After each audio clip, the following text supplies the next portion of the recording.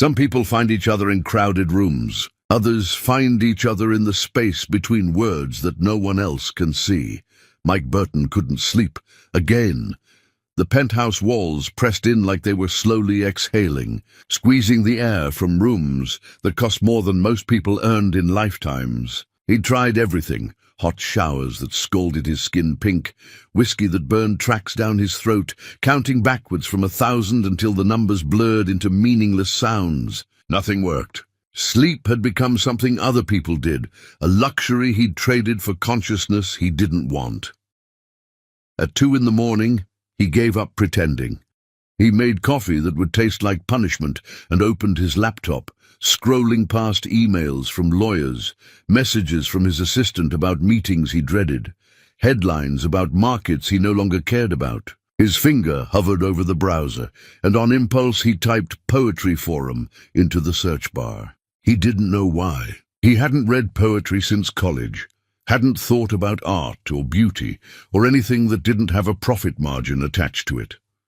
The forum was simple, almost primitive, compared to the sleek interfaces he navigated daily. Just words on a pale background, usernames without faces, thoughts without performance. He scrolled through poems that tried too hard, through verses that rhymed because the writers thought poetry required it, through confessional pieces that felt more like therapy than art.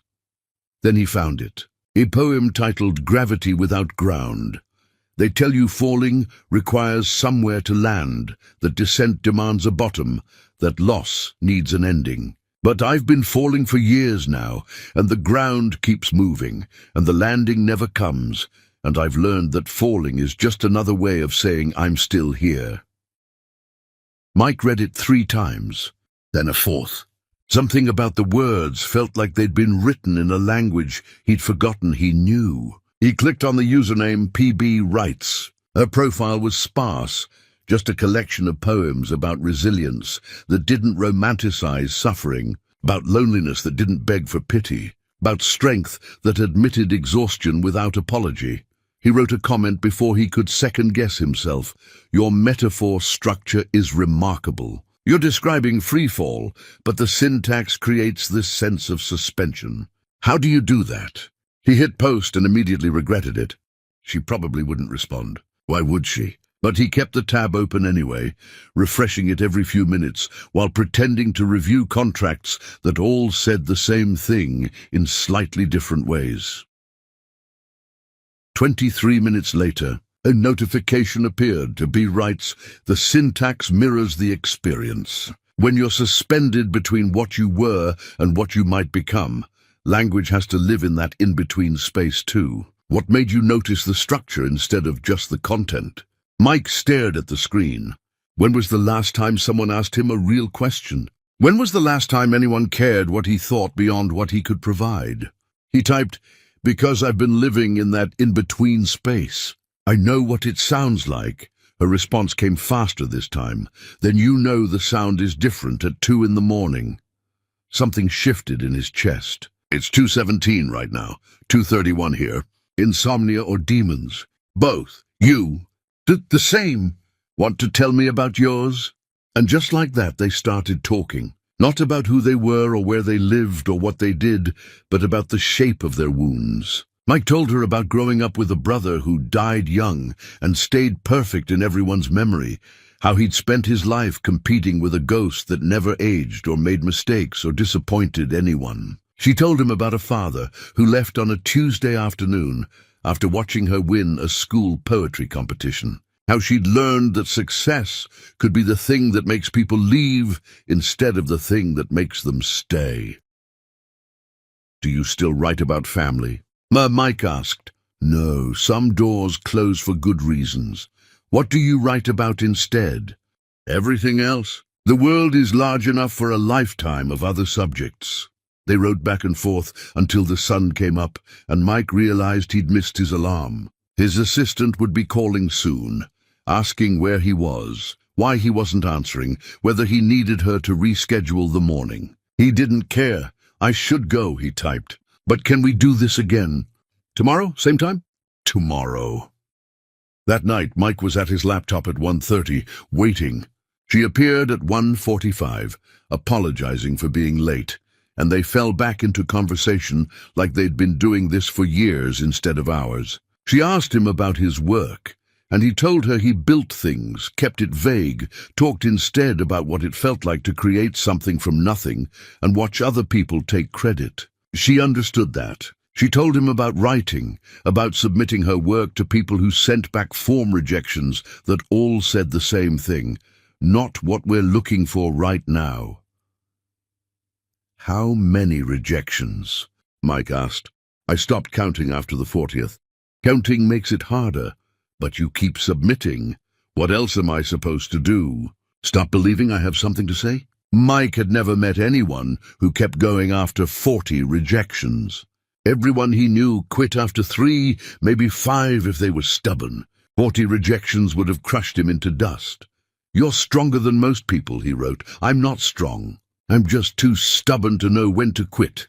They talked about books they loved and books they pretended to love, about movies that made them cry and movies they walked out of, about music that felt like coming home and music that felt like leaving. She told him about her sisters, how she'd helped raise them after her father left, how she still felt responsible for their happiness, even though they were grown now. He told her about his mother, how nothing he did was ever quite enough, how he'd learned to stop trying for approval and started just trying to survive her disappointment. "Does it get easier?" she asked. "The not trying for approval part?" "No, you just get better at pretending it doesn't matter." "That sounds exhausting." "It is." The conversations became ritual. Every night at 2, sometimes earlier if they both couldn't sleep, sometimes later if one of them had a particularly bad day. They started sharing their writing. She sent him poems that made his chest ache. He sent her observations about the world that she said sounded like prose poetry, even though he'd never tried to make them beautiful. "You have an eye for detail," she wrote, after he described the way morning light hit his windows. "You notice things most people miss. Maybe I'm just lonely enough to pay attention. Or maybe you're the kind of person who sees the world clearly, and that's why you're lonely. Most people prefer the blurry version." Mike thought about that for a long time. "Which version do you prefer?" "The clear one. Even when it hurts. Especially when it hurts. Especially then." 6 weeks passed like this. 6 weeks of conversations that felt more real than anything in his physical life. Mike's assistant noticed he was smiling at his phone during meetings. His brother called and said he sounded different, lighter somehow, and asked if he'd started taking those vitamins he'd recommended. Mike didn't tell him about PB rights. He didn't tell anyone. This thing they were building felt too fragile for other people's opinions. She didn't tell anyone either. Her sister Rhonda found her awake at dawn once, still typing, and asked who she was talking to. Pamela said just a friend from the forum, nobody important. But Rhonda saw the way her sister's face changed when a notification appeared, the way she smiled at words on a screen, and Rhonda knew this wasn't nothing. "Be careful," Rhonda said. "Of what?" "Of hope. It's the most dangerous thing." But Pamela was already hoping. She couldn't help it. She'd spent so long believing she'd never connect with someone like this, that her life was too complicated, and her body too broken, and her experiences too different. And here was someone who understood loneliness the way she did, who saw the world with the same clear, painful vision, who made her feel seen in ways she'd forgotten were possible. When Mike finally suggested a phone call, Pamela's hands shook over the keyboard. A call meant voices, and voices meant her breathlessness would be exposed. The slight catch in her words when her lungs didn't cooperate. The sound of her reality leaking through the careful words she constructed. She accepted anyway. The call lasted 7 hours. His voice was deeper than she'd imagined, rough with exhaustion and something else she couldn't quite name. Her voice carried the breathlessness she'd worried about. But he didn't ask, just listened like every word she spoke mattered more than anything else in his world. They talked about everything and nothing, about dreams they'd abandoned and dreams they were too scared to abandon, about the ways life breaks people and the ways some people refuse to stay broken. When they finally hung up, dawn was breaking again, and Pamela sat in her apartment staring at her phone, realizing she'd just had the best conversation of her life with someone whose face she'd never seen, whose life she barely knew, whose last name she didn't even have. Mike sat in his penthouse thinking the exact same thing, and for the first time in longer than he could remember, he felt something that might have been happiness, or might have been terror, or might have been both. He called her back immediately. "I forgot to say good night," he said. She laughed, and the sound of it did something to his heart that felt like breaking and healing at the same time. "Good night, Mike." "Good night, Pamela." And neither of them hung up. They just sat there, breathing into their phones, connected by silence and something neither of them knew how to name yet. Chapter 2. The Voice That Became a Weapon and a Bridge.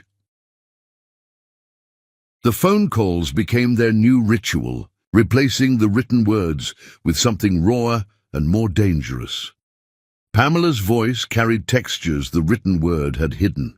There was the breathlessness she'd mentioned, yes, but also warmth that wrapped around Mike like sunlight through windows. When she laughed, really laughed, it sounded like freedom discovered after years of captivity. When she got passionate about a topic, her words tumbled over each other in a rush that made him smile even when he couldn't see her face. When she was tired, her voice softened into something vulnerable that made his chest tight, with the urge to protect what he couldn't reach through phone lines. Mike's voice held exhaustion like a familiar coat, something he wore so often he'd forgotten it was there. But sometimes, when he forgot to be careful, enthusiasm would break through the weariness. He'd get excited about an idea, or a book she recommended, or something she said that struck him as brilliant, and his voice would rise and quicken and sound almost young. Those moments made Pamela ache in ways she didn't fully understand, made her want to gather all his joy and keep it safe from whatever had taught him to hide it. They video-called next, carefully angled cameras showing only what they wanted seen. Pamela positioned herself so the frame caught her face and shoulders, her natural hair twisted into an elaborate style that had taken her an hour to perfect. Her apartment walls behind her were covered in bookshelves and framed poems, carefully curated to show intelligence without pretension. She never stood during calls, never shifted position in ways that would reveal too much, always had excuses ready about comfort or lighting or angle preferences if he asked why she stayed so still. Mike showed her his face properly for the first time, and she was struck by how handsome he was in a way that suggested he'd never had to think about it, had probably never leveraged it the way some people did with conventional attractiveness. Salt and pepper hair that was going grey too fast for someone his age, blue eyes that held intelligence and sadness in equal measure, a jawline that probably photographed well, but right now just looked tired. He wore expensive shirts without logos, sat in rooms with floor-to-ceiling windows that showed city views he never mentioned. Surrounded by success, he seemed to carry like a burden rather than a trophy. "You look exactly like I imagined," she said, which was a lie. She'd imagined someone softer, less striking, more accessible. This man looked like he belonged in magazines, not in late-night conversations with someone like her. "You're beautiful," he said, which was true but incomplete. Beautiful didn't capture the intelligence in her eyes, the strength in how she held herself. The way her smile suggested she knew more than she was saying, had survived more than she was showing. They fell into a pattern of nightly video calls that stretched into hours. They'd start talking around 9 or 10 in the evening and suddenly realize the sun was coming up. Time collapsing in the way it only does when you're with someone who makes you forget you're supposed to be keeping track of it. During one call, Pamela's nephew burst into frame, a 6-year-old bundle of energy, asking her to come help him with something in the other room. Mike watched Pamela's face transform, watched her smile tighten at the edges like fabric pulled too tight, watched her hands grip the desk with sudden force that made her knuckles pale. "Uncle duties," she said lightly, her voice taking on a brightness that sounded performed. "Give me 2 minutes, sweetheart." She reached for something off-screen, and Mike heard wheels, metal against hardwood, the distinctive sound of a wheelchair moving across a floor. She left the frame carefully, never showing below her shoulders, moving the camera angle before she moved herself. She returned 5 minutes later, slightly breathless, slightly more guarded, a wall in her eyes that hadn't been there before. Mike didn't ask. Asking would shatter whatever careful balance they'd constructed, would force truths into a space that wasn't ready for them, would make her confront what she'd been carefully not saying. But he started noticing other things, how she never stood during their calls, not once. How she always had reasons why she couldn't move around her apartment while they talked, excuses about cords being too short or angles being wrong. How sometimes she winced when she thought he wasn't looking, pain crossing her face before she smoothed it away with practiced ease. The kind that comes from years of hiding discomfort.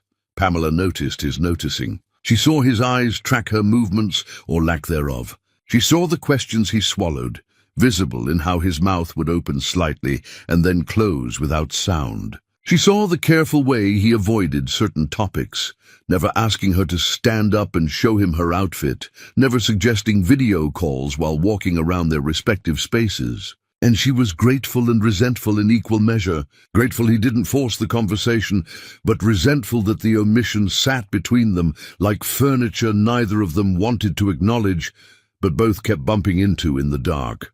"Tell me about your brother," she said one night, redirecting when the silence got too heavy with unspoken things. Mike's face changed completely, shifting from the careful pleasantness he usually wore to something raw. His name was David. He was my older brother, which meant he was everything first. First to ride a bike, first to drive, first to bring someone home for dinner, first to make my parents proud in ways they'd talk about to their friends. He was good at everything without trying, the kind of person teachers loved and parents bragged about at cocktail parties. What happened to him? A car accident? He was gone before anyone could process it was real. Some drunk driver ran a red light, and David was just in the wrong place at the wrong time, which is what everyone says when they mean there's no reason, no sense to be made of it. My parents never recovered.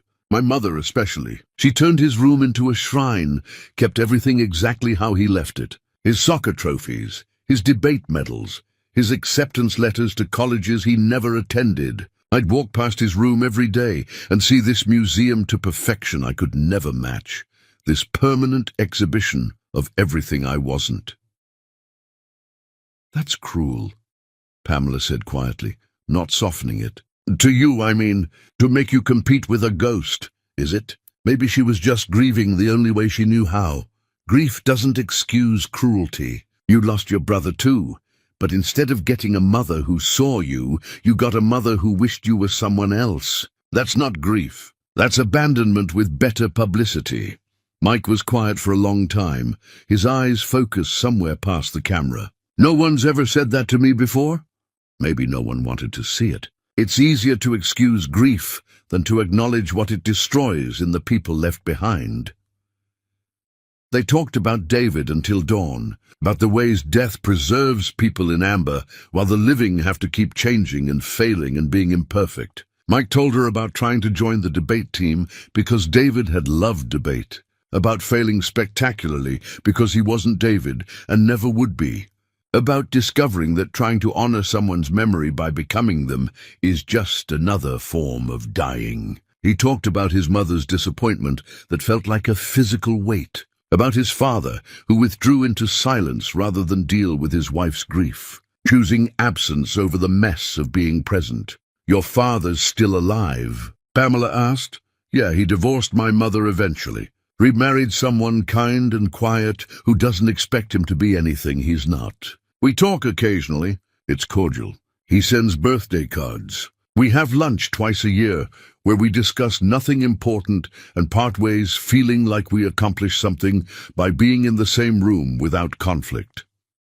"That's sad." "What is?" "That cordial is the best you can hope for with your father. That you've accepted crumbs and called it a meal? Mike laughed, but it sounded hollow. What about yours? You said he left. Pamela's turn to go quiet, to look somewhere past the camera at memories she'd rather not revisit. He left the day after I won a school poetry competition. I was 12. He sat through the whole ceremony, clapped when I received the award, told me he was proud of me, told me my poem about family was beautiful. Then we went home, he packed a bag and he walked out. Never came back, never called, never sent birthday cards or child support or explanations. Just disappeared like we were a story he got tired of reading halfway through. Did you ever find out why? Does it matter? The leaving is the only truth that counts. Everything else is just excuses dressed up as reasons. You don't believe that. I don't want to believe it. There's a difference between knowing something and being able to live with it. They sat with that distinction, both understanding how wanting and believing could exist in separate universes that never quite touched. Pamela's phone buzzed with a text from Rhonda, checking if she was okay, if she needed anything. The kind of protective surveillance her sisters had maintained since the accident. Since the day everything changed, and kept changing in ways none of them knew how to stop. Mike's phone stayed silent because no one checked on him unless they wanted something from him, unless there was a problem he needed to solve, or a decision he needed to make, or a crisis he needed to manage. I like talking to you, Mike said suddenly, the words coming out rushed, like he was afraid if he didn't say them quickly, he wouldn't say them at all. I like that you see through things instead of around them. I like that you don't pretend the world is better than it is just to make conversation easier. That's a kind way of saying I'm cynical and probably exhausting to be around.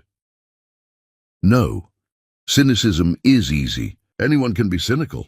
What you do is harder. You see clearly and you still choose to hope anyway. You acknowledge how broken everything is and you still show up. That takes real courage. The kind most people don't have. Pamela felt something crack open in her chest, something dangerous and terrifying and wonderful all at once. Mike? Yeah? I need to tell you something. This was it. This was the moment where she'd say the words and watch his face change.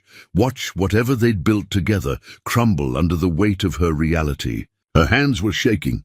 Her heart was performing arrhythmias. But she'd learned that the only thing worse than rejection was living in the fear of it, letting the possibility of no destroy the chance of yes.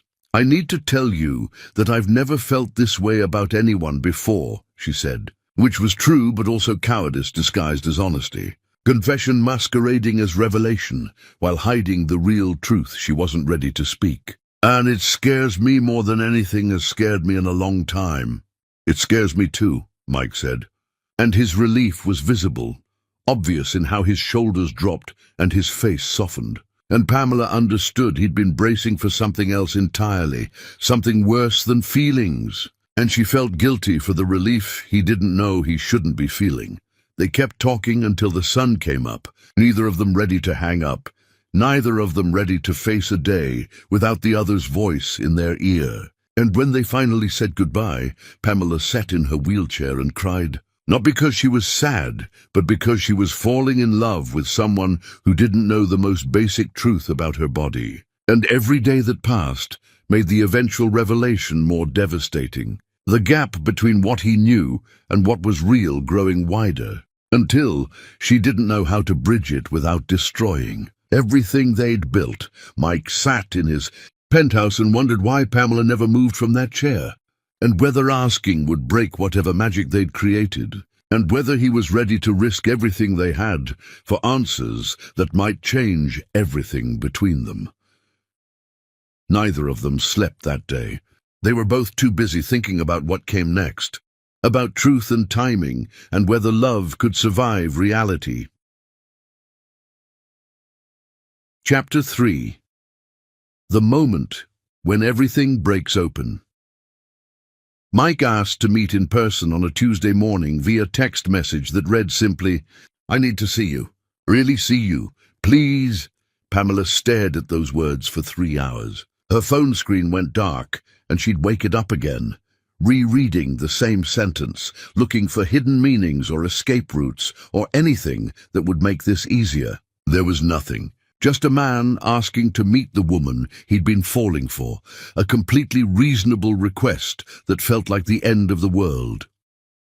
She spent the next 36 hours crying, not delicate tears that could be dabbed away with tissue and forgotten, but ugly sobbing that left her face swollen and her chest aching and her throat raw. She cried in her bed, in her bathroom, in front of her refrigerator at 3 in the morning, while eating ice cream she didn't taste. She cried like she hadn't cried since the accident, since the days when crying felt like the only thing her body could still do efficiently, the only response it had left to a world that had suddenly stopped making sense. Rhonda found her on the second day, door locked, lights off, apartment smelling like grief and unwashed hair. She used her emergency key to break in, prepared for catastrophe, finding instead her sister curled in bed surrounded by used tissues like some tragic artistic installation. "What happened?" Rhonda demanded, scanning the apartment for signs of disaster. "He wants to meet," Pamela said, her voice wrecked from crying and lack of sleep. "The forum guy? That's wonderful. Why are you falling apart?" "Because he doesn't know." "Know what?" "About this." Pamela gestured to her wheelchair positioned beside the bed, to her legs that didn't work the way legs were supposed to her entire reality that existed in the space between what she'd told Mike and what she'd carefully avoided saying. "He doesn't know any of it." Rhonda sat down hard on the couch, the weight of understanding making her legs give out. "You've been talking to this man for months, and you never told him." "How exactly does that conversation go, Rhonda?" "Hi, I really like you. Also, I'm paralyzed from the waist down. Hope that's not a deal breaker." "When do you say that? First message? 10th? 100th? After you've already fallen in love and the truth feels like a betrayal of everything you've built together. You say it before you fall in love with him." "Too late for that. About 3 months too late." Rhonda was quiet for a long moment, processing what her sister wasn't saying directly, reading between the lines of what had been happening in these late-night conversations she'd been witnessing from the outside. "So tell him now, before you meet. Give him a chance to process it without you watching his face change, without you having to see whatever he can't help but feel in that first moment. And if he disappears, then he wasn't worth it anyway. Easy for you to say.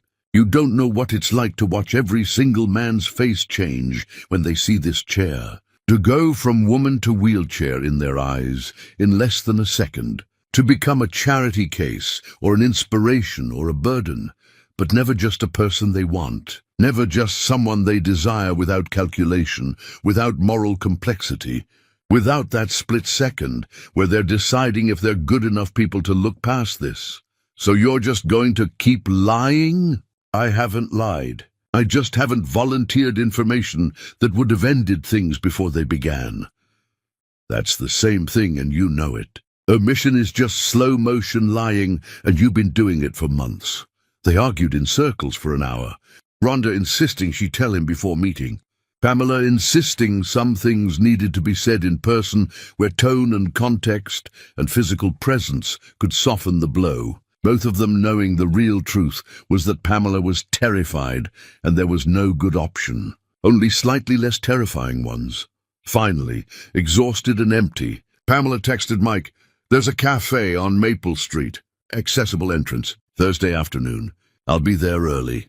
She spent 2 days researching the location, making sure the entrance had proper ramps, that the bathroom was equipped correctly, that the tables were the right height, that she wouldn't have to ask for accommodations that would announce her disability before she was ready. She practiced what she'd say, how she'd position herself, whether she should tell him before he arrived or let him see first and explain after.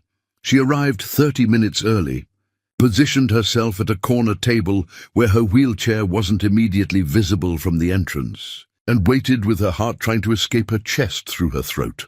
Mike walked in, exactly on time, carrying yellow roses. Yellow for friendship, yellow for new beginnings, yellow because red felt too presumptuous and white felt too formal. His hands were shaking slightly as he scanned the room, and when he saw her, his entire face transformed into something she'd never seen directed at her before. Recognition and relief and hunger all at once, desire and nervousness and hope mixing into an expression that made her want to cry and laugh simultaneously.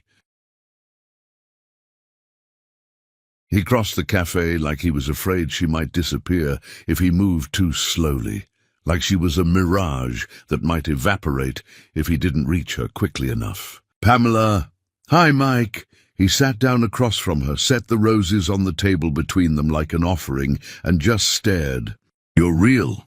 I know that sounds stupid, but you're real and you're here, and you're even more beautiful than the screen showed. I was terrified you wouldn't come, that you'd change your mind, that I'd somehow imagined all of this, and you'd turn out to be someone completely different from who I thought you were."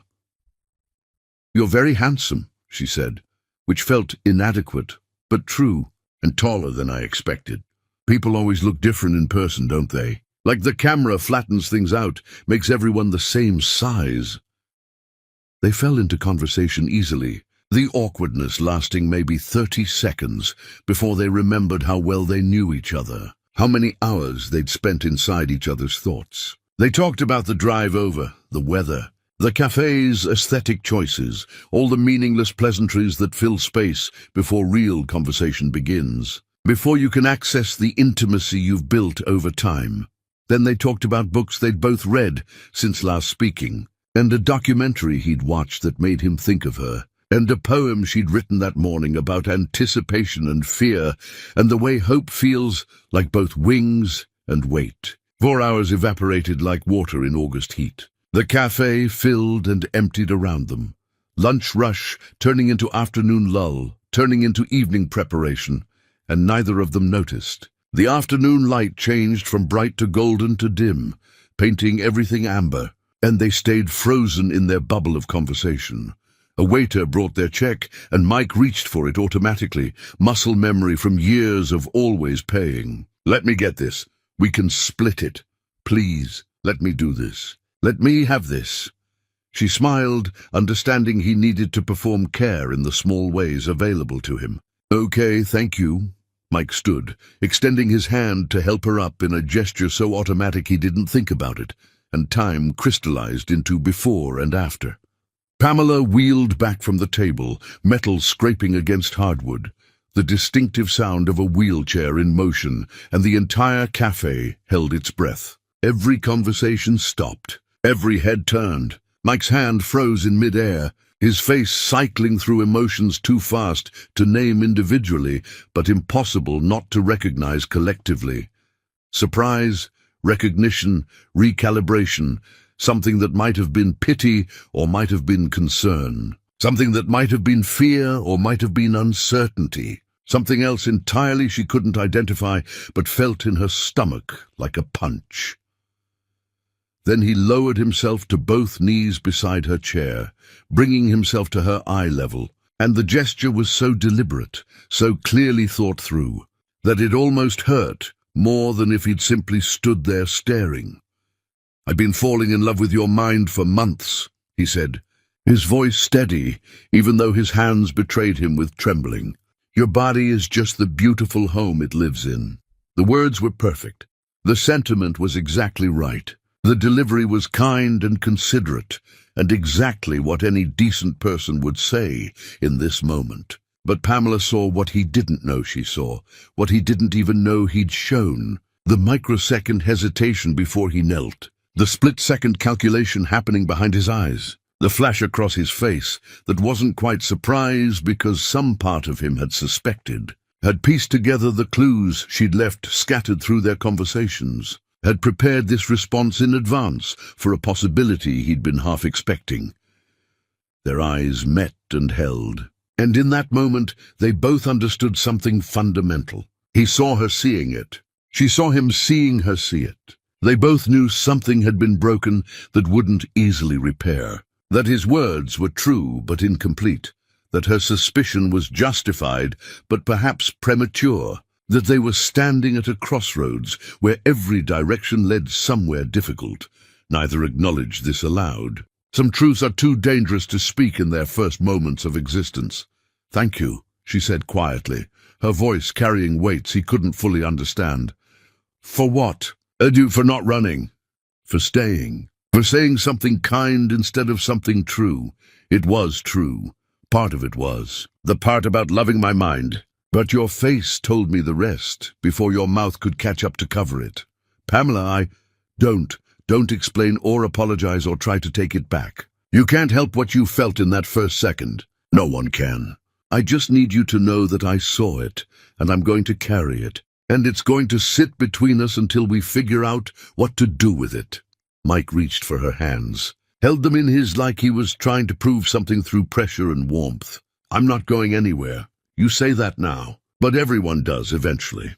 They see this chair and they recalculate everything. What they thought they wanted, what they think they can handle, whether they're good enough people to look past it, or whether that's even what looking past means. You're going to go home tonight and think about what this means for your life, and some part of you is going to wonder if it's worth it. That's not fair. You're putting thoughts in my head that aren't there. They're there. They're just not loud enough yet for you to hear them over your desire to be a good person." Mike wanted to argue, but couldn't find words that wouldn't sound like lies or promises he wasn't sure he could keep. So he just kissed her forehead, soft and careful, like she was something precious and breakable. And she felt the tenderness and resented it at the same time, hated that his first instinct was protection rather than desire. "I'll call you tomorrow," he said. "Will you?" "Yes, I promise. Don't make promises you're not sure you can keep. Just do it or don't. I'd rather have your honest silence than your guilty consistency." She wheeled into her building without looking back, and Mike sat in his car, watching her go, his hands still on the steering wheel, his mind racing through calculations he didn't want to be making, but couldn't seem to stop. He was wondering how wheelchairs worked in relationships, whether his penthouse was accessible, what accommodations would be needed, what his life would look like if this became permanent. He was wondering all of this and hating himself for wondering, for treating her like a problem to be solved rather than a person to be loved. But the questions came anyway, because questions always come when reality arrives uninvited to replace fantasy.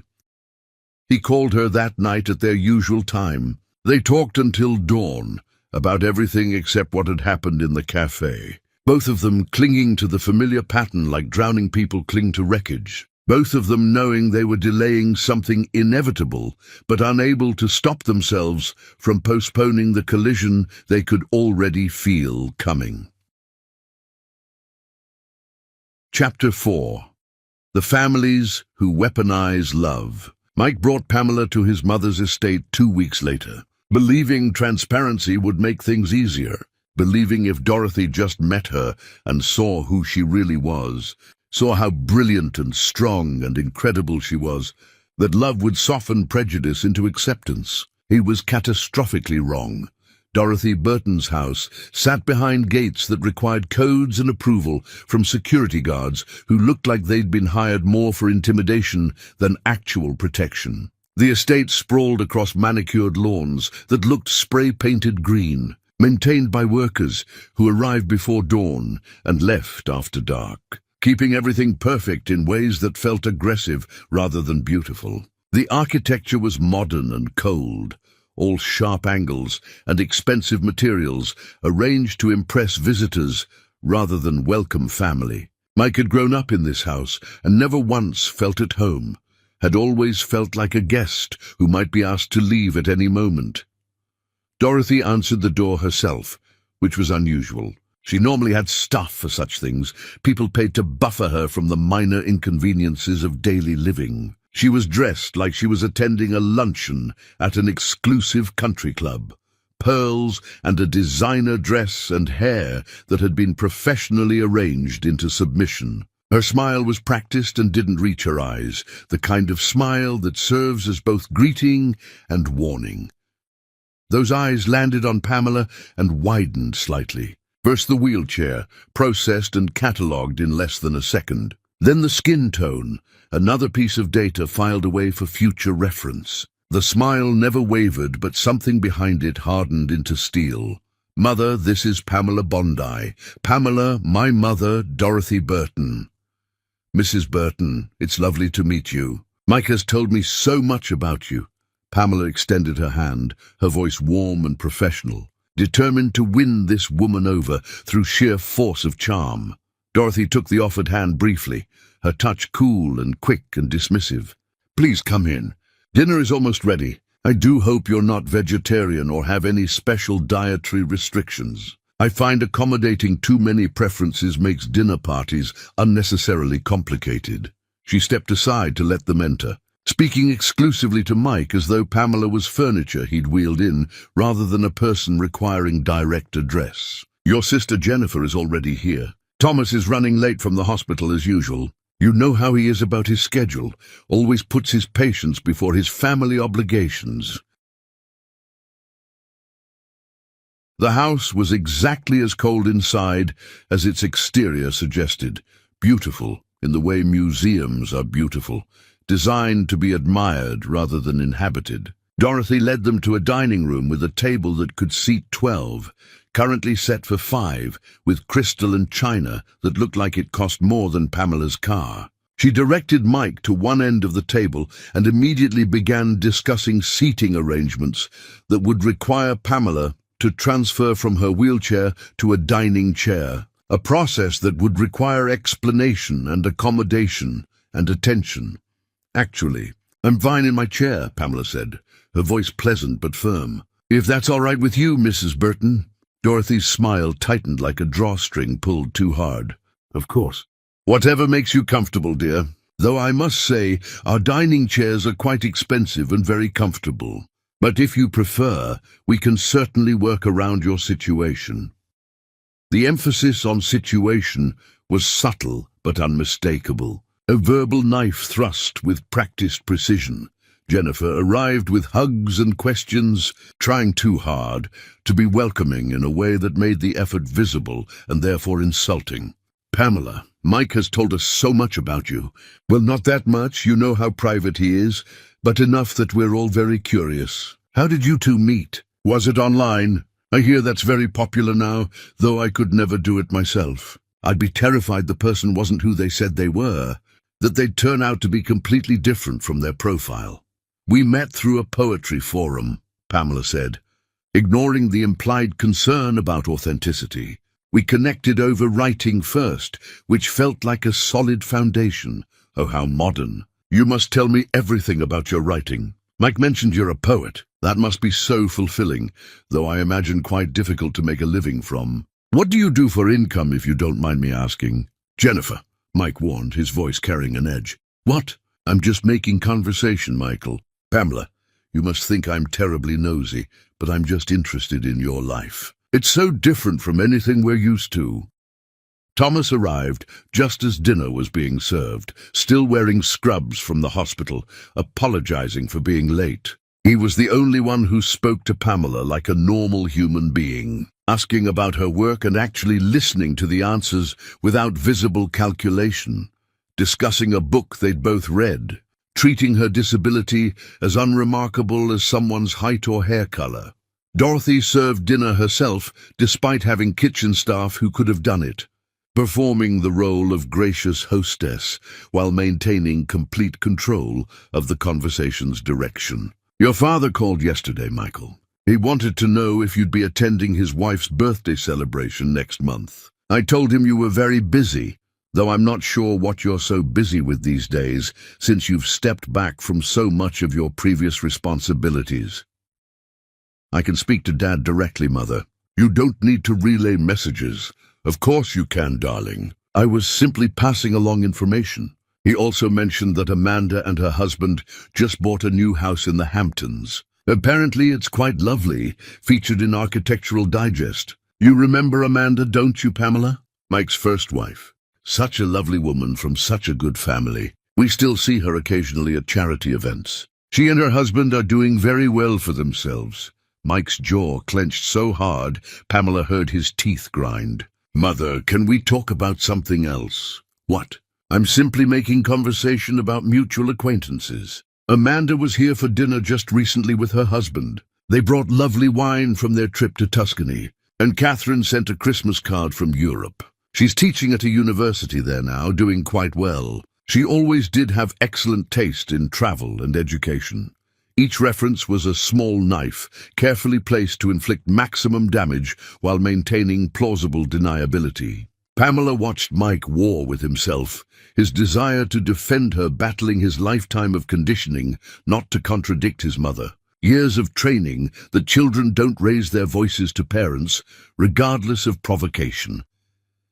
Dorothy continued her performance throughout dinner, mentioning her new charity for disabled children and how important it was to help those less fortunate, looking directly at Pamela like she was discussing a different species entirely. Like Pamela was an example of the people she helped rather than a guest at her table. "It must be so difficult," Dorothy said while serving dessert, her voice dripping with false sympathy, "living with such limitations. I admire your strength tremendously, truly. It takes such courage to face each day when things that come naturally to most people require such effort for you." "Thank you," Pamela said, her voice level and controlled, refusing to give Dorothy the satisfaction of visible anger. "Though I should mention I don't consider needing a wheelchair a limitation any more than you consider needing glasses one.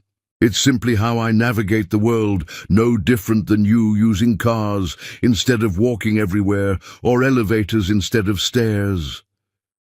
Dorothy's smile became sharp enough to draw blood. "Of course. I meant no offense. I'm simply acknowledging the obvious challenges you must face. It's admirable how well you cope with your condition.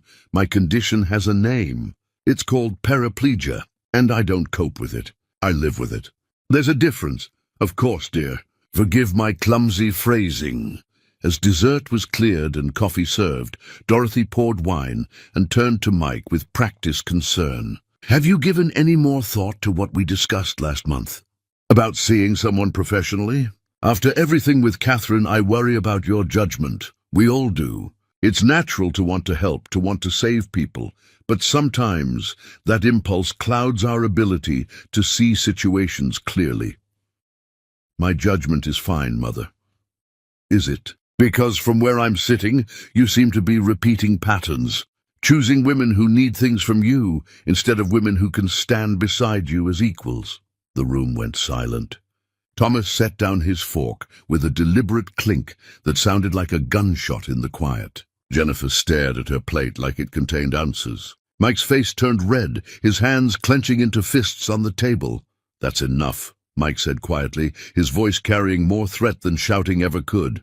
"I'm your mother. It's my job to be honest with you, even when it's uncomfortable. You've been hurt before, terribly, and I won't stand by and watch it happen again. Even if the circumstances are different this time, even if the needs are different, the pattern is the same. You're trying to save someone instead of loving someone, trying to prove something to yourself or to me or to the world, instead of actually building a partnership with an equal." Pamela felt like she'd been slapped, the breath knocked out of her lungs. She wanted to respond, to defend herself, to say something that would match the cruelty with equal force. But her voice felt trapped behind her ribs, stuck in her throat, and she realized this was Dorothy's strategy, to render her silent through sheer audacity, to say things so outrageous that response became impossible. Mike stood up abruptly, his chair scraping against expensive flooring. "We're leaving now. Don't be dramatic, Michael. Sit down and finish your coffee. We're having a family discussion. No, we're having you attack my girlfriend under the guise of concern. And we're done. Pamela, let's go." He looked at her and she nodded, and they left without another word. Mike pushed her chair with more force than necessary, his fury vibrating through his hands into the metal frame, his whole body rigid with anger. They drove in silence for the first 10 minutes, Mike's hands white-knuckled on the steering wheel, his jaw still clenched, his breathing harsh. Finally, Pamela spoke. "Your mother is terrified. That's not an excuse for what she said. I didn't say it was. But fear makes people cruel in ways love never could. She's not attacking me because of who I am. She's attacking me because of what I represent to her. I'm proof that you're making choices she doesn't control, living a life she doesn't recognize, choosing happiness over her approval. And that terrifies her more than my wheelchair ever could. So what do? You decide what matters more, her approval or our relationship, because you can't have both. She's made that very clear. Mike pulled over to the side of the road, turned off the engine, and looked at her. I choose you. Every time, every way, I choose you. You say that now. But choosing me means losing her, maybe forever, and I don't know if you're ready for that cost. Family is complicated, and cutting someone off is easier to say than to do. I've been losing her my whole life. Maybe it's time to stop pretending otherwise. Stop hoping she'll suddenly become someone she's never been. They sat in the parked car and talked until midnight about families and loyalty and the difference between honoring your parents and being destroyed by them, about love and obligation and where one ends and the other begins. And when Mike finally drove Pamela home, they both understood they'd crossed a line that made everything more real and more fragile at the same time. Pamela's own family proved equally complicated when she brought Mike to her mother's house for dinner. Gloria saw his expensive car parked in their modest neighborhood, saw his designer clothes that probably cost more than her monthly salary, saw his entire presentation, and her face closed like a door slamming shut against winter cold. The dinner was tense and full of challenges barely disguised as questions. Rhonda asked pointed questions about his intentions, his past relationships, why a wealthy man would want her sister. Nicole, bitter from her own recent divorce, suggested he was slumming in their world, looking for someone who wouldn't demand too much, because society had already told her she was lucky to get anything. Gloria remained polite but cold, treating Mike like a threat rather than a guest, like someone who'd come to take something precious rather than offer something valuable. Only Grandmother Louise looked at Mike and Pamela together and saw something real beyond the obvious complications. After everyone left and the house was quiet again, she pulled Pamela aside to the porch where they used to sit together in summer, shelling peas and talking about life. "That boy loves you," Louise said without preamble. "I can see it plain as day, clear as glass. Everyone else seems to see something different. That's because everyone else is looking with fear instead of faith. Your mother sees a man who might leave like your father did, who might take your heart and disappear with it. Your sisters see a man who might hurt you like that fool Terence did, who might destroy what's left of your ability to trust. But I see a man who's terrified he's not good enough for you, and that's a fear worth respecting because it means he knows your value." What if they're right, though? What if this all falls apart and I'm left more broken than I started? Then it falls apart and you survive, just like you've survived everything else life has thrown at you. But don't kill this beautiful thing before it has a chance to live, just because you're scared of the ending. Everything ends eventually, child. The question isn't whether it will end, but whether it was worth having while it lasted. Pamela sat with her grandmother's words long after Louise had gone inside to sleep, watching the streetlights flicker on one by one like stars descending to earth, thinking about fear and faith and which one she wanted to guide her choices moving forward. Chapter 5: The Past That Arrives in Headlines. The headline appeared on a Tuesday morning while Pamela was drinking coffee and trying to write "Billionaire's Latest Charity Case. Mike Burton's surprising new romance after 2 failed marriages."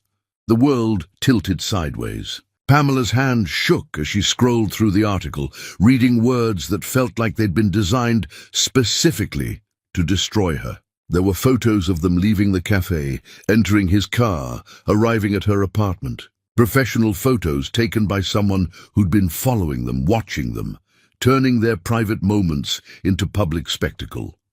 The article dissected Mike's past marriages with surgical precision. It included interviews with his ex-wives, quotes that had obviously been taken out of context or perhaps spoken in moments of anger and never meant for publication. Amanda was featured prominently. Mike was never really present. He was always working, always building something, always chasing the next achievement, like it would finally fill whatever hole he was trying to fill. I felt like a trophy he'd won and then forgot about on a shelf. The affair was wrong, I know that now, but I was drowning in loneliness, and he never even noticed I was underwater. Catherine's quotes were sharper, more deliberately cruel.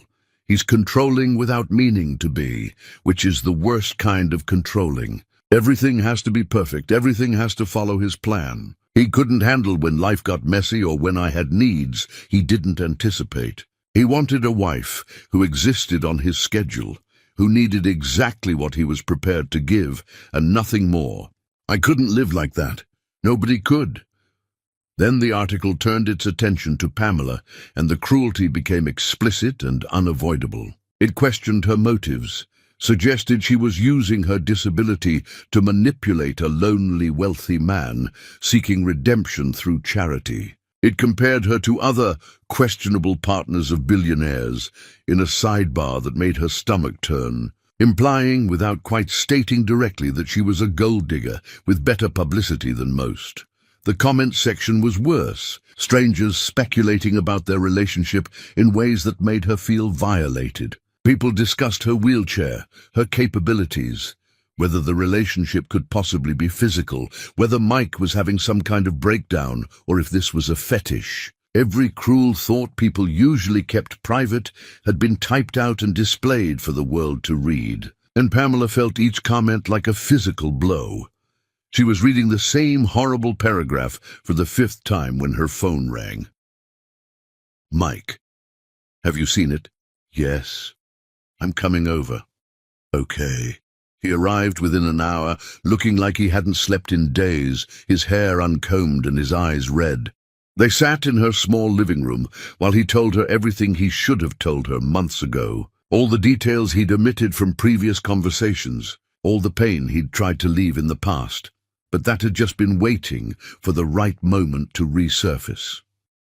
He told her about Amanda's affair in detail that made Pamela's chest ache, how it had lasted years, happening in their home, in their bed, with his supposed best friend who'd been part of their wedding party, how he'd come home early one afternoon to surprise her and found them together. The shock of it so complete, he'd actually apologized for interrupting before his brain caught up to what his eyes were seeing. They were planning their future while living off my money and my friendship, Mike said, his voice hollow. When I confronted them later, after the initial shock wore off, Amanda actually said she'd been trying to tell me for months, but I was never around to listen. Like somehow her betrayal was my fault for working too much, for not noticing she was unhappy, for not reading her mind and fixing problems she never told me existed. Then he told her about Catherine. And this story was somehow worse because the cruelty was more calculated. The deliberate pregnancy conceived as insurance against abandonment. The secret termination when his financial situation temporarily shifted. Finding the clinic receipts in her purse while searching for his keys. Her admission, delivered without apparent guilt, that she'd never wanted children with him specifically. Just the security of his name and money. She told me I was impossible to love, Mike said quietly, staring at his hands. That I demanded perfection while being fundamentally flawed myself. That anyone who stayed with me would eventually realize they were tolerating me rather than loving me. That I was the kind of person people endured, out of obligation or benefit, but never actually enjoyed being around. Pamela listened to his destruction and felt her own secrets burning through her chest like acid. My turn, she said, understanding that honesty demanded reciprocity. She told him about Terence in detail she'd never shared with anyone except therapists and lawyers, about the party where she'd begged him not to drink, where she'd offered to drive multiple times, where he'd called her controlling and paranoid and said she was embarrassing him in front of his friends, about the crash, the moment of impact she barely remembered, followed by the hospital awakening she'd never forget. The realization that she couldn't feel her legs, and the doctor's face telling her the damage was permanent. He sued my family, Pamela said, her voice shaking with rage that hadn't diminished over years. His lawyer convinced a judge that my arguing had caused him to lose focus, that my behavior in the car had created the dangerous situation. He took the only money my mother had saved, money she was going to use for my medical bills and modifications to make the house accessible. And then, while I was still in physical therapy, learning to transfer from bed to wheelchair, learning to catheterize myself, learning to live in a body that no longer followed my commands, he married someone else. Someone who could walk down the aisle to him. Does he still bother you? I have a restraining order. He violates it occasionally with accidental encounters at places he knows I frequent. My lawyer says, unless he threatens me directly or touches me, there's nothing more we can do. The law protects people who are smart enough to make their harassment look coincidental. Mike's hands clenched into fists. If he shows up again, you call me immediately. I can handle him. I know you can, but you shouldn't have to. You've already survived him once. You shouldn't have to keep surviving him over and over. They sat together in shared pain, two people carrying wounds that had never properly healed, that had just scabbed over enough to be ignored most of the time. They made promises to trust each other completely, to face the world together, to never let other people's cruelty poison what they were building. The article is wrong about you, Mike said. About us. You're not using me. You're not a charity case. You're the first real thing in my life, in longer than I can remember. The first person who makes me want to be present instead of always reaching for the next thing. The article is wrong about you, too, Pamela replied. You're not emotionally unavailable. You're just careful about who gets to see the real you. And that's not the same thing as being closed off. That's called having healthy boundaries after being betrayed by people who should have protected you. They held each other until the afternoon light faded to evening, until Rhonda texted asking if Pamela was okay, until Mike's phone buzzed with messages from his brother and sister and people who'd seen the article and had opinions about it. They held each other and pretended the world couldn't reach them here, in this small apartment where the outside noise became distant and manageable. But that night, alone in their separate spaces, they both lay awake, thinking about their ex's words. Mike wondered if maybe Amanda and Catherine had been right, if maybe he was fundamentally unlovable, too damaged to maintain healthy relationships, destined to drive away anyone who got close enough to see his flaws clearly. Pamela wondered if maybe the article had a point, if maybe she was unconsciously using her disability to make Mike feel needed. If maybe she was repeating patterns she couldn't see because they were too close to her face. Neither of them shared these doubts. They texted goodnight like always, said I love you like always, and privately carried fears that felt too ugly and too honest to speak aloud. The next morning, Dorothy called Mike. I saw the article. This is exactly what I was afraid of. That woman is going to destroy your reputation, and you're too blinded by whatever misguided sense of obligation this is to see it happening. Goodbye, Mother. Don't you dare hang up on me. I'm trying to protect you from yourself, from making decisions you'll regret once this infatuation wears off and you're left dealing with the consequences. No, you're trying to control me. There's a difference between protection and control, and you've never learned where one ends and the other begins. He hung up. Dorothy didn't call back, but she did something worse. She began calling Mike's business associates, his old friends, anyone who would listen, spreading carefully worded concerns about his judgment and mental state. Within a week, Mike started getting worried calls from people asking if he was okay, if he needed help, if they should be concerned about recent changes in his behavior. The world was closing in from all directions, and neither Mike nor Pamela knew how to fight an enemy that came disguised as concern, camouflaged as care, wrapped in the language of love while dealing damage that felt anything but loving. Chapter 6. The Breaking Point where love reveals its limits. Everything fell apart over 3 weeks that felt like 3 years, compressed into nightmare time. Mike's former partner launched a coordinated campaign to acquire his holdings, using every legal trick and personal connection accumulated over decades to destabilize what Mike had built. The attacks came from every direction simultaneously. Board meetings that stretched past midnight, arguing over decisions that should have been straightforward, lawyers calling at dawn with new crises requiring immediate attention, financial analysts questioning his competence in carefully worded reports that got leaked to media outlets, shareholders demanding explanations for choices that had been sound until someone started spreading doubt. Mike started sleeping at his office, not because he wanted to, but because going home meant admitting defeat, and admitting defeat meant acknowledging he was failing at everything simultaneously: his work, his relationship, his life, his ability to hold anything together. The leather couch in his office became more familiar than his bed. He showered in the executive bathroom. He kept spare clothes in his desk drawer. He became a ghost, haunting his own life. He missed dinner with Pamela, then another, then a third. His apologies became routine. His promises to do better became hollow.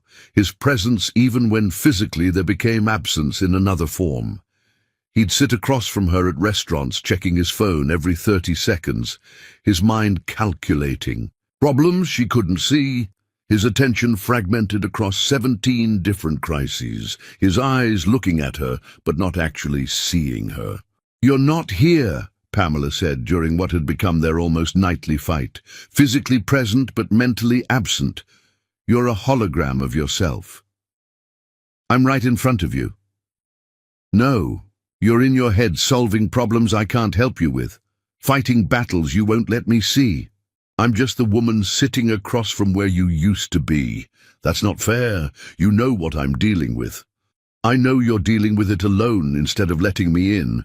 I know you're using work as an excuse to avoid everything else, including us. I know you're disappearing into crisis because crisis is easier than intimacy." Mike's exhaustion manifested as anger, his control finally snapping under the pressure of maintaining too many fronts simultaneously. "What do you want me to do? Ignore everything falling apart so we can have romantic dinners and pretend the world isn't on fire? Pretend I'm not on the verge of losing everything I've built?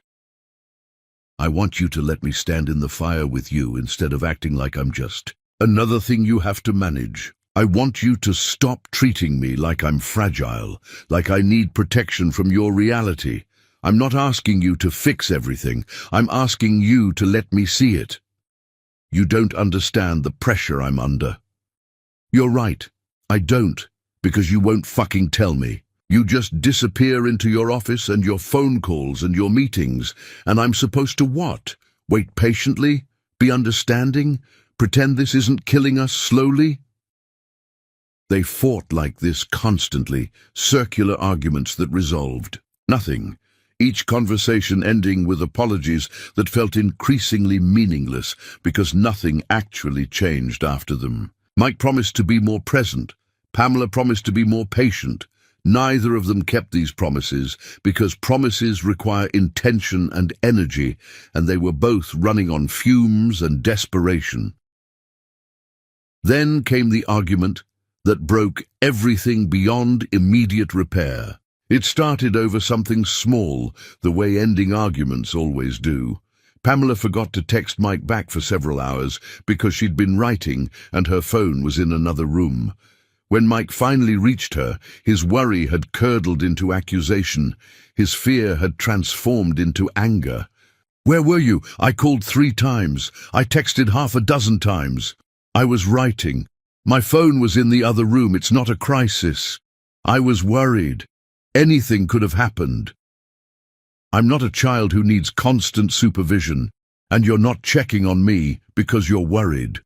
You're checking on me because controlling my location is easier than dealing with your actual feelings. That's not what this is." Then what is it? Because it feels like you're treating me like another problem to solve, another responsibility to monitor, another thing on your endless list of concerns. I'm not your employee or your project. I'm supposed to be your partner.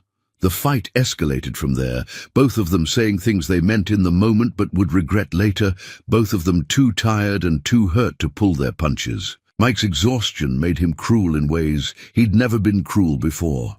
Maybe everyone was right from the start. Maybe I'm too damaged for this. Maybe you deserve someone who isn't constantly fighting wars, someone who can actually be present, instead of just promising to show up eventually when things calm down.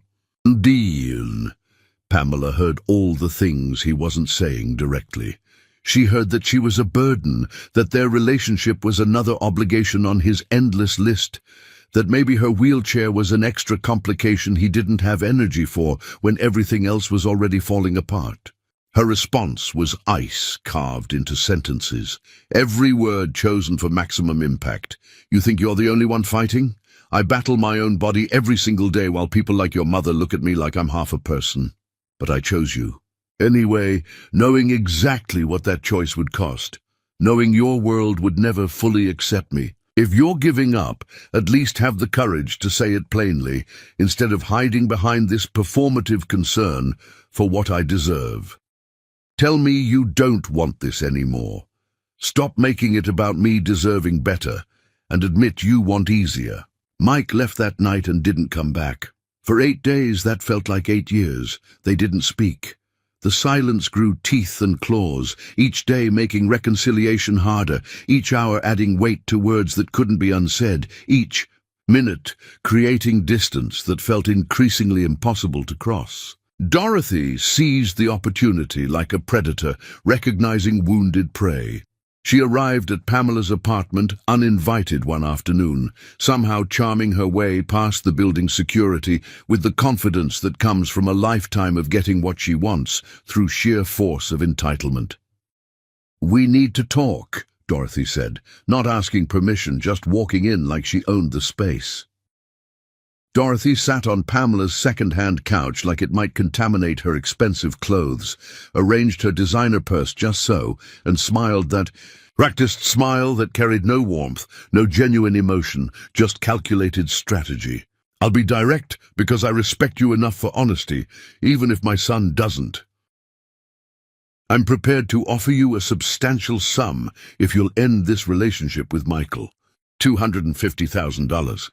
Enough to cover years of medical expenses, enough to pursue your writing without financial stress, enough to start fresh somewhere his name won't follow you like a shadow." Pamela stared at her, momentarily stunned into silence. "You're trying to pay me to leave him. I'm trying to save both of you from inevitable heartbreak that anyone with experience can see coming. Michael has been destroyed by failed relationships before. I watched Catherine break him so completely I wasn't sure he'd survive it, wasn't sure he'd ever trust anyone again. And now here you are, and he's falling apart again. And I will not watch my son destroy himself, trying to be someone he's not equipped to be. What he's not. Do someone equipped to handle your needs long-term. Michael is a good man with a generous heart, but he's already carrying too much. Eventually, inevitably, the extra weight of your situation will become too much, and he'll resent you for it, even though he'll hate himself for the resentment. And you'll both end up hating each other, staying together out of guilt or obligation while the love turns toxic. I'm offering you a chance to leave with dignity and financial security before it gets that ugly, before you're both damaged beyond repair." Pamela felt something cold settle in her chest, something hard and angry and clear. "And you think money makes this dignified?" "No, I think reality makes this necessary. Both of Michael's previous wives were sophisticated women who understood his world, who came from similar backgrounds, who knew what they were getting into, and even they couldn't make it work. You're a lovely person, truly, but you deserve someone better suited to your circumstances. Someone who won't eventually tire of accommodations. Someone whose family won't always see you as the woman who wasn't enough. Someone who can meet you where you are, instead of requiring you to constantly stretch toward where they are. Dorothy stood, pulled out a business card with account numbers written on the back in elegant script. The offer stands for 1 week. After that, you're on your own when this inevitably falls apart. I'm giving you an escape route. Most people don't get that gift. I suggest you take it. After Dorothy left, Pamela sat in perfect stillness for an hour, staring at that business card, feeling rage and humiliation war inside her chest. Then she remembered her phone had been recording the entire conversation, and she saved the file with shaking hands. When Mike finally called that night, exhausted and apologetic, ready to try again, Pamela played him the recording without preamble. Mike listened to his mother's voice dissect their relationship with clinical precision, reduce love to transaction, frame his happiness as a phase that needed ending for his own good. His face cycled through disbelief to rage, to something that looked like grief for the mother he'd always wanted but never actually had. "I need to go," he said quietly when the recording ended. He drove to the family estate, and the confrontation that followed became legendary among the household staff. They would later describe shouting that shook the windows, the sound of something expensive and irreplaceable shattering, words so harsh and honest they made listeners uncomfortable even in retrospect. Mike said things he'd been swallowing for years. Things about his brother's death and his mother's cruelty and the impossible standards she'd used to destroy his confidence systematically since childhood. Dorothy said things too, things about disappointment and ungrateful children, and how everything she'd done had been for his own good, even if he was too blind to see it. She threatened to cut him off completely, to spread rumors about his mental state, to make his life as difficult as she could make it if he continued down this path. Mike told her to do her worst. He said he was done seeking approval from someone incapable of giving it, done trying to earn love from someone who saw affection as currency to be withheld for control. He left without looking back, and Dorothy was already on the phone before his car cleared the gates, beginning her campaign of concerned whispers to anyone who would listen. Mike returned to Pamela's apartment at dawn, his eyes red from crying or anger or both, his voice hoarse from shouting, and told her everything. They held each other and made promises they weren't sure they could keep, and both of them felt the foundation shifting beneath them like ground before an earthquake, unstable and terrifying and maybe already too damaged to support what they were trying to build on top of. In Chapter 7, The Conspiracy That Targets Strength itself, the publishing offer arrived via email on a Wednesday morning with a subject line that made Pamela's heart stop mid-beat. Book deal offer. Morrison House Publishing. Immediate response appreciated. The message was professional and flattering, explaining that an editor had discovered her work through various online forums and was impressed enough to bypass the usual submission process entirely. They were offering a contract directly. The advance was $60,000, more money than Pamela had ever seen in one place, enough to change everything about her daily survival. The terms looked standard to her untrained eye. It represented everything Pamela had fought for during 10 years of writing and rejection, validation she'd stopped believing would ever come. She was already mentally spending the money, calculating what she could fix and pay off and finally afford, when Thomas called unexpectedly. "Don't sign anything," he said, without preamble or greeting. "Whatever Morrison House sent you, don't sign it." "How did you even know about the offer?" "My ex-wife works in publishing.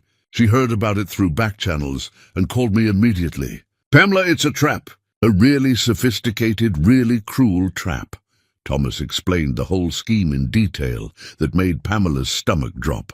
Morrison House was a subsidiary of a larger corporation owned by Mike's rival, the same person trying to destroy Mike's holdings. They'd researched Pamela's submission history, identified her as Mike's vulnerability, and crafted an offer designed to be irresistible. The plan was elegant in its cruelty. Publish her book with minimal editing, Market her exclusively as Mike Burton's girlfriend, rather than as a writer with her own merit. Use her disability as a publicity angle. Then remainder the book after 6 months and drop her with a failed author label that would destroy future opportunities with legitimate publishers. There are clauses buried in that contract, Thomas said, his voice urgent, that give them rights to your story, including your relationship with Mike. They can authorize biographies, documentaries, tell-all articles, anything they want, and you'd have no control. They're not trying to publish you. They're trying to buy the rights to destroy Mike through you, using your own words and experiences as weapons. After hanging up, Pamela sat with the contract for hours, seeing how close she'd come to signing, how desperately she'd wanted it to be real. She felt humiliated by her own hunger for validation, ashamed that she'd almost walked into such an obvious trap, furious that someone had weaponized her dreams against the man she loved. When she told Mike that evening, expecting support and maybe relief that she'd discovered the truth in time, he became furious, not at his rival but at her. His reaction came from exhaustion and fear, but landed like betrayal. How could you even consider it? His voice was sharp enough to draw blood. How could you not immediately see what this was? Because I wanted it to be real. Because I've been rejected so many times that an acceptance felt like validation I'd earned. You're smarter than that. You should have known better. You should have been more careful. Known what exactly? That anyone offering me success must have ulterior motives? That my work couldn't possibly be good enough to attract genuine interest? That I should assume every opportunity is manipulation? If that's not what I meant, then what did you mean? Because it sounds like you're saying I should have assumed from the start that I'm not good enough, that any opportunity coming my way must be a trick. It sounds like you're blaming me for hoping, for wanting something I've worked toward for 10 years. Mike's exhaustion made him cruel in ways that would haunt him later. I thought you were stronger than this. I thought you knew your worth without needing strangers to validate it. I thought you were smarter than to fall for something so obviously designed to manipulate you. Something in Pamela snapped, years of accumulated hurt finally breaking through her controlled exterior. You have no idea what you're talking about. You have no concept of what it's like to be me. You were born into wealth and opportunity and access. Even your struggles came with safety nets most people never get, with resources to fall back on when things got difficult. You've never been rejected 47 times. You've never had doors close in your face because people see your body before your talent, because they decide what you're capable of based on what you look like rather than what you've produced. I faced plenty of rejection in my life. No, you've faced setbacks. There's a massive difference. Rejection is when the world tells you that you fundamentally don't belong, that there's no space for someone like you, that you should stop trying because the answer will always be no, regardless of quality or effort. You've never experienced that level of systematic dismissal, so don't you dare stand there in your expensive clothes, in your expensive life, judging me for being vulnerable to manipulation. Don't you dare judge me for wanting something that felt like a yes after years of hearing no. I'm not judging you. You absolutely are. You're standing there judging me for not being skeptical enough, for not being cynical enough, for hoping that maybe someone actually saw value in my work. You're judging me for being human and desperate and tired of fighting alone. Then she told him things she'd been hiding, things about her financial reality that shame had kept locked away. She told him about freelance work that barely covered rent, about how some months she chose between groceries and pain medication because she couldn't afford both. She told him about Rhonda secretly paying her utilities when the shut-off notices came, about her wheelchair needing expensive repairs she'd been postponing for months because the cost was impossible. She told him about stretching her pain medication by taking half doses and living with breakthrough pain because her insurance barely covered anything and the out-of-pocket costs were crushing. You offer me love, but you don't see my reality, she said, her voice breaking with accumulated exhaustion and frustration. You want me to be invulnerable while you're allowed to crumble under pressure.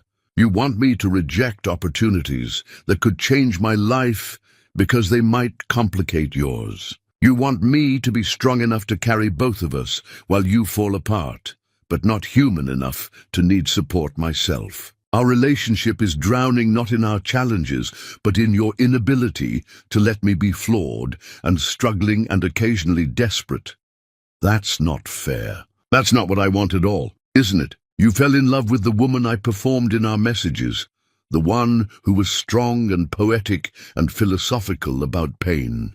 But you're horrified by the woman I actually am. The one who needs help opening jars some days. The one who can't afford medication that would make her functional. The one who has to choose between physical therapy and groceries. Who has to calculate whether she can afford the accessible taxi or if she needs to skip therapy this week to pay rent. You're putting words in my mouth. No, I'm saying what you won't admit. You don't trust me. You never have. You're terrified I'll choose someone else's offer over you, that maybe your mother was right, that maybe I'm with you because of what you can provide rather than who you are. Every time I need something, you're calculating whether it proves I'm using you. Every time I accept help, you're wondering if it's manipulation. You love the idea of me, but you can't handle the reality. That's not true. That's not how I feel. Then prove it.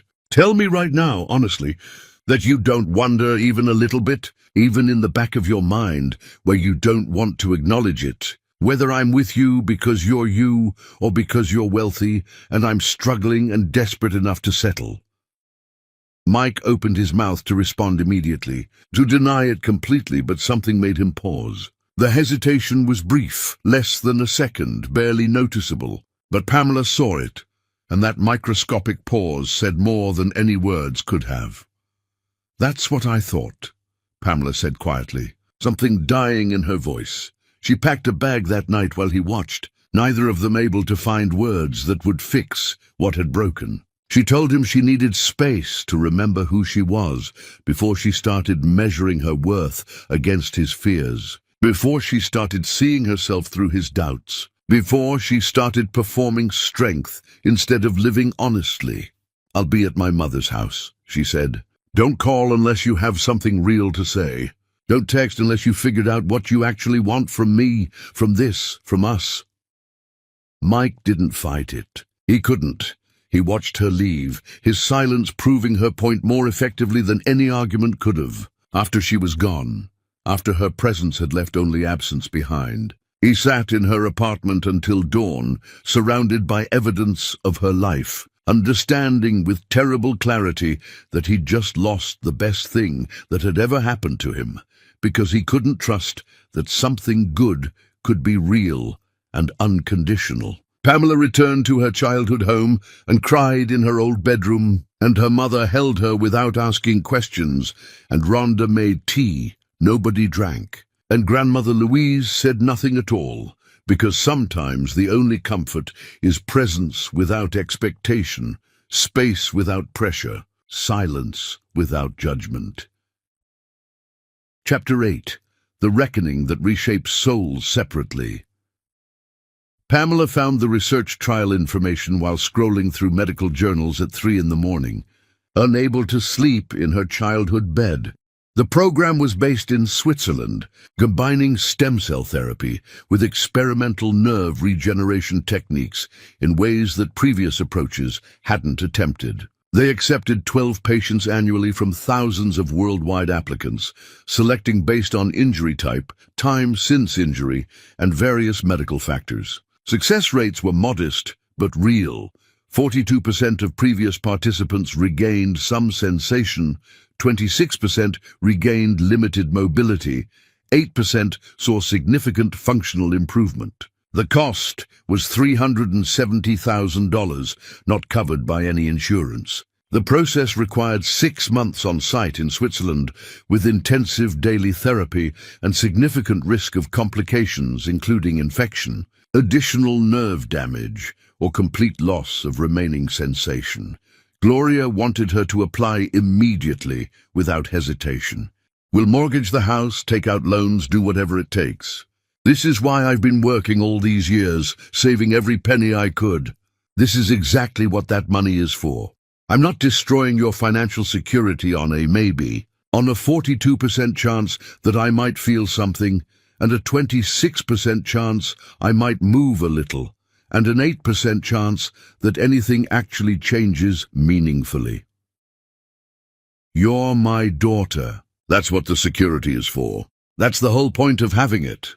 Rhonda researched every published study from the program, created detailed spreadsheets of outcomes and risks and demographic factors, built hope-like architecture around Pamela's uncertainty. She calculated odds, analyzed success stories, tried to turn miracles into mathematics that felt manageable. Nicole warned it might be another medical promise that led nowhere, another procedure that cost everything emotionally and financially and changed nothing physically. She'd watched Pamela go through too many treatments that failed, too many therapies that promised progress and delivered disappointment, and she couldn't bear to watch her sister hope again and break again. Pamela sat with the decision for 3 weeks. She was terrified of hoping because hope had betrayed her before with other treatments, other procedures, other promises of improvement that never materialized. Previous doctors had suggested therapies that did nothing, surgeries that changed nothing, treatments that cost everything and delivered nothing. But she was more terrified of not trying, of looking back in 10 years and wondering what if, of spending her life questioning whether she'd given up too easily on possibility. She didn't tell Mike.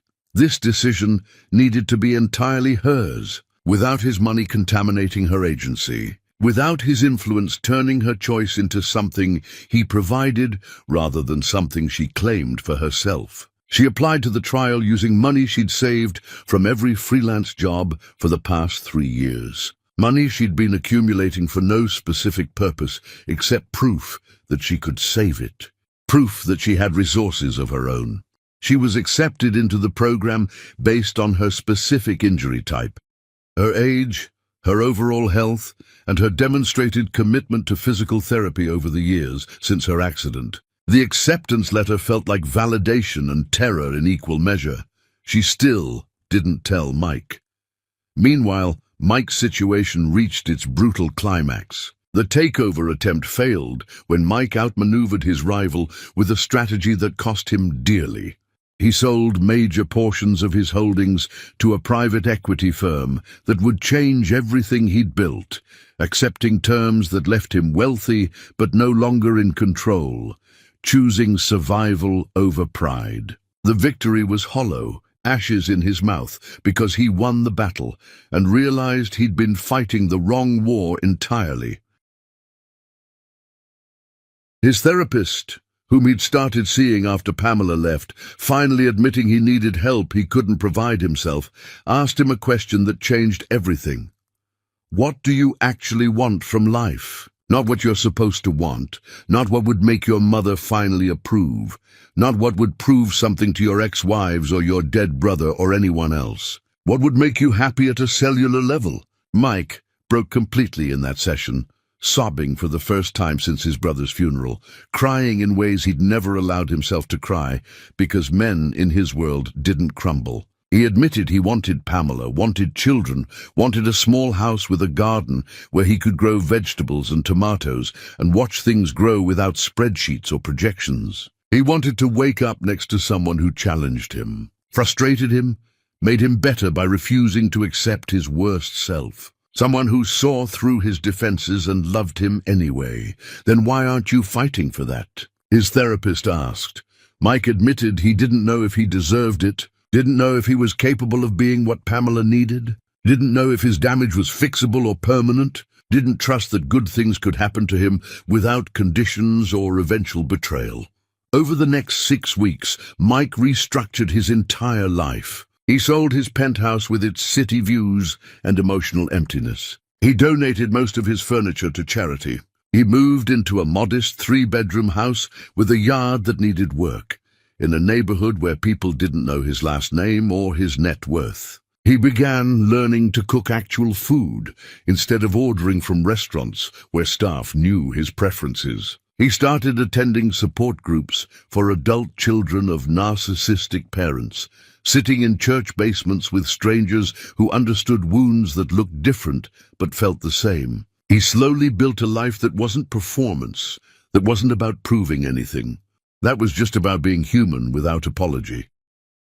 He showed up at Gloria's house at dawn on a Saturday, unshaven and exhausted, wearing jeans and a t-shirt instead of his usual expensive clothes. He looked like someone who'd been through something transformative and destructive simultaneously. He asked if Pamela would speak with him.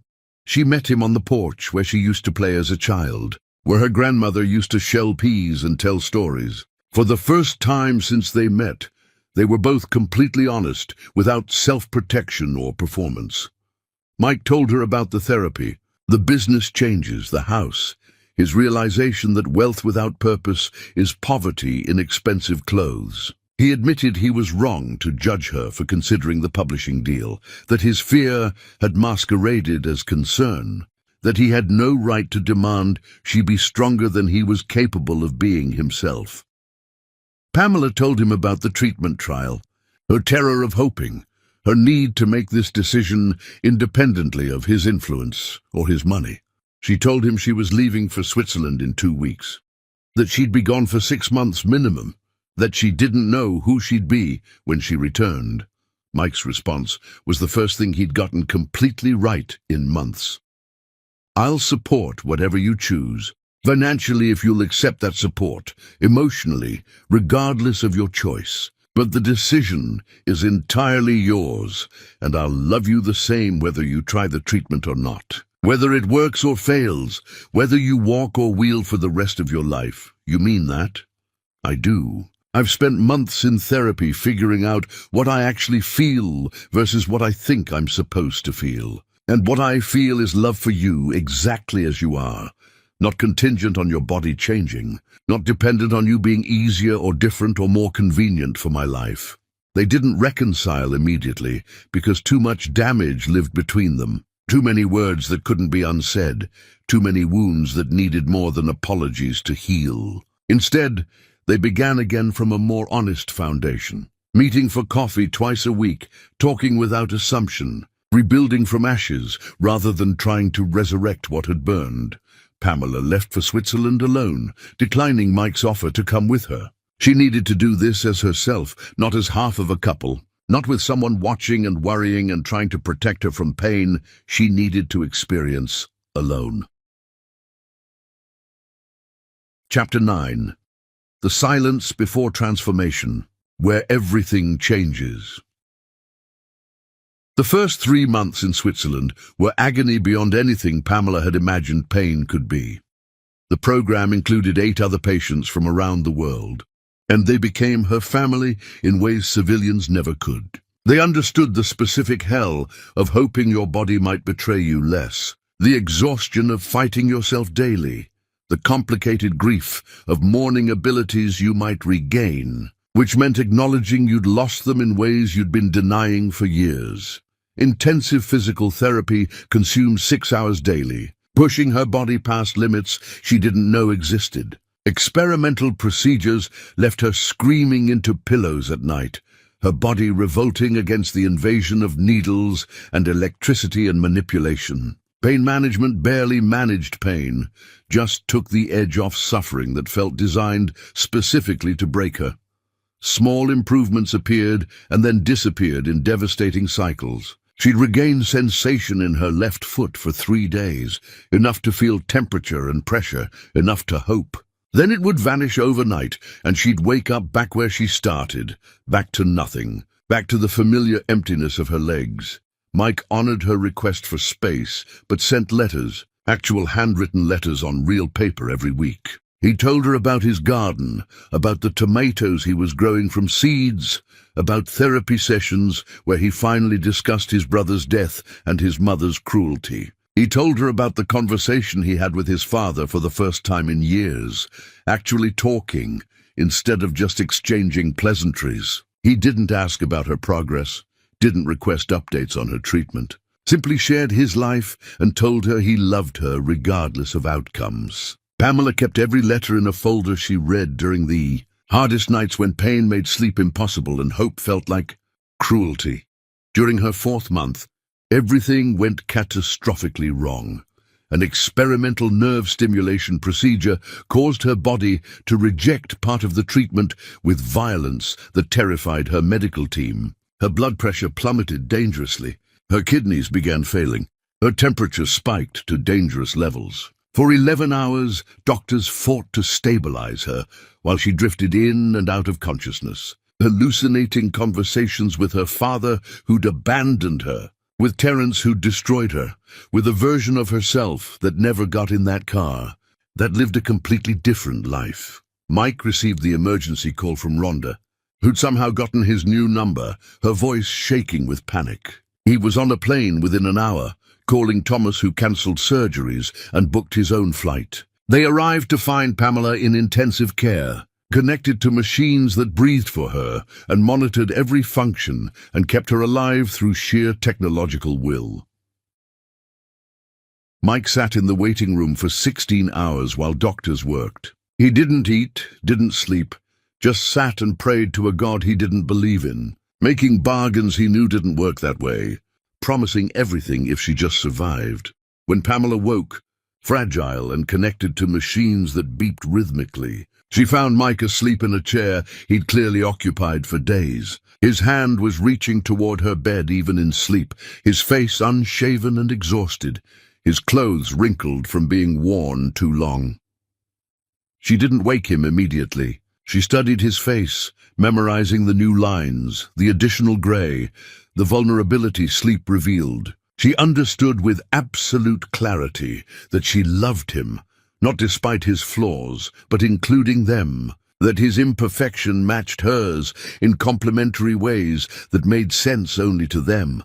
She also understood she'd nearly died chasing mobility, and she needed to examine whether she'd been running toward ability or running from acceptance of her body as it was. When Mike woke, their conversation was different from any previous. Quieter, more essential, stripped of performance.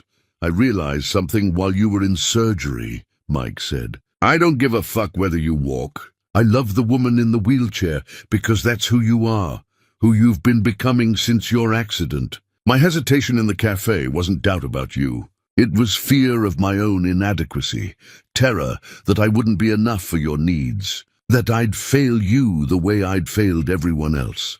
I've spent 4 years proving I don't need help," Pamela replied, "and 2 months in Switzerland learning that accepting help isn't weakness, that independence and interdependence aren't contradictory, that maybe love is allowing someone to care for you without keeping score, without tallying debts, without measuring who owes what to whom." They didn't make promises or plans. They just held hands while machines beeped and nurses came and went, and the world continued outside their small bubble of present moment. Pamela completed the treatment protocol after 6 months. The results were modest but meaningful. She regained significant sensation in her legs, more than doctors had predicted. She could stand with support for periods up to 20 minutes, enough to transfer more easily, enough to feel less dependent on her chair for every small movement. She experienced less chronic pain, her body rebelling less constantly against itself. She wasn't cured. She'd never be cured. She'd always need her wheelchair for distance and difficult days. She had limitations that remained limitations. But the real victory was accepting that improvement didn't require transformation, that her worth never depended on her body's cooperation, that she was enough exactly as she was, while still being allowed to want different. She returned home to find Mike waiting at the airport with Rhonda, Gloria, and grandmother Louise. He didn't make a scene, didn't run to her with balloons and proclamations and performance. He simply walked beside her chair and asked how she was feeling, his voice carrying genuine curiosity rather than anxious concern. "I'm tired," she said. "Scared, hopeful, uncertain, and ready." Ready for what? Ready to try again, this time with more honesty and less fear. This time knowing exactly what we're both bringing to this. damage and all. Chapter 10. The Wedding That Rewrote Endings into Beginnings. Mike proposed 6 weeks after Pamela returned, not with fanfare but with intention. He chose the anniversary of their first cafe meeting, reserving their table permanently under both their names. When Pamela wheeled in, she found him already seated, waiting. He didn't stand, he stayed seated, bringing himself to her eye level naturally, and reached for her hands. The ring was custom designed, based on a poem she'd written years before they met, a piece about unbreakable threads connecting people across distance and time. He'd found it in her old notebooks and memorized it, had it translated into design by a jeweler who specialized in meaningful rather than flashy. "Will you marry me?" he asked simply. Then added, "Will you build a life where both our wounds can heal, where failure is acceptable and perfection is abandoned, where we choose each other daily even when it's difficult, even when it would be easier to quit, where we fight together instead of against each other?" Pamela said yes immediately, then said, "Wait, I have conditions. I want a prenuptial agreement that protects both of us, that ensures I'm never questioned as a gold digger, that secures my financial independence regardless of marriage outcome. I want it specified what happens if we divorce, because pretending divorce is impossible makes the same mistake twice." Mike agreed before she finished explaining, relieved she was practical enough to demand protection. They each hired separate attorneys, who made the agreement ironclad and fair. Dorothy asked to meet Pamela privately before the wedding. They met at the rehabilitation center, where Dorothy was doing physical therapy after her stroke, both women in wheelchairs temporarily, humbled by their body's rebellion. "I was cruel," Dorothy said without preamble. "Fear made me say things love never would have. I'm not asking forgiveness because I haven't earned it. I'm asking for a chance to do better, to learn, to try." Pamela didn't forgive immediately. "Respect is mandatory. Warmth will develop naturally or not at all. I won't perform gratitude for basic decency. Your actions will show me what your words claim." Dorothy respected this boundary more than she'd respected anything else Pamela had said. The wedding was intentional rather than traditional. They married in Grandmother Louise's church, where she'd married 53 years ago, where she'd buried sons, where she'd prayed through decades of systematic oppression. The ceremony was fully accessible, designed so every guest could participate equally. Pamela wore a dress that accommodated her chair, stunning and elegant, custom-made by a designer who understood beauty should serve bodies. Mike wore a simple suit without expensive flourishes. The day was about promises, not performance. Thomas stood as best man, Rhonda as maid of honor. Their toasts mentioned vulnerability as strength, watching their siblings learn to be human as more impressive than any achievement. Dorothy attended, stood when Pamela wheeled down the aisle to Aretha Franklin, her face showing something that might be pride or regret or acceptance. The vows were personal, specific to their actual relationship. Mike vowed to listen when Pamela said she needed help and when she said she didn't, to build a life accommodating her reality rather than expecting her to contort into his world. Pamela vowed to let him support her without interpreting support as pity, to share struggles instead of weaponizing independence, to challenge him when he fell into old patterns. Mike announced the Pamela Bondi Foundation for Writers with Disabilities during the reception, a publishing initiative that paid competitive advances and marketed books based on quality rather than inspiration narratives. 7 books were in production. Pamela's novel would launch the series. He also announced he'd stepped back from business operations entirely, that Thomas would lead, that he was prioritizing living over legacy. Grandmother Louise pulled them aside before they left. "Marriage is the beginning, not the ending. The world will test you constantly, but I see something rare in you both. The willingness to be fully known, fully flawed, fully human together. That willingness is worth more than perfection." As they drove away, Pamela leaned against Mike's shoulder. "What are you thinking?" he asked. "I'm thinking about everyone who said I'd never find love. About 47 rejection letters. About Terence and my father and strangers who saw my wheelchair before my humanity. About how I almost believed them, almost accepted that half-life. What changed? Nothing changed except I met someone who saw the whole story, not just the tragic chapter. Who loved my mind first and discovered my body was just a strong, scarred, beautiful home it lived in. Someone broken too, who understood surviving doesn't mean forgetting, that healing isn't linear. She added with the strength that first attracted him, but I would have been fine without you too. I built a life I loved before you arrived. That's why this works. I don't need you to be complete. I want you because choosing you makes my already complete life better. Mike pulled over, turned off the engine, and kissed her in a way that suggested beginnings rather than endings. Decades of choosing each other, two whole people walking parallel paths that occasionally intersected in breathtaking beauty. 5 years later, Pamela published her fourth novel, while Mike harvested tomatoes from their garden. 10 years later, they adopted 2 children who needed parents brave enough to see past diagnoses. 20 years later, Dorothy lived in their guest house, braiding her granddaughter's hair. 30 years later, they renewed vows in the same church. Pamela still in her wheelchair, Mike's hair white, both bearing scars from battles fought together. But on their wedding night, they simply drove toward New Zealand. 2 people who learned the greatest love stories aren't about fixing each other, but about choosing each other, exactly as they are. Every single day, they married not because they completed each other, but because they were already whole. 2 powerful souls who chose to walk parallel paths that occasionally intersected in moments of breathtaking beauty, proving that the greatest love stories aren't about becoming one, but about remaining two while building something bigger than both.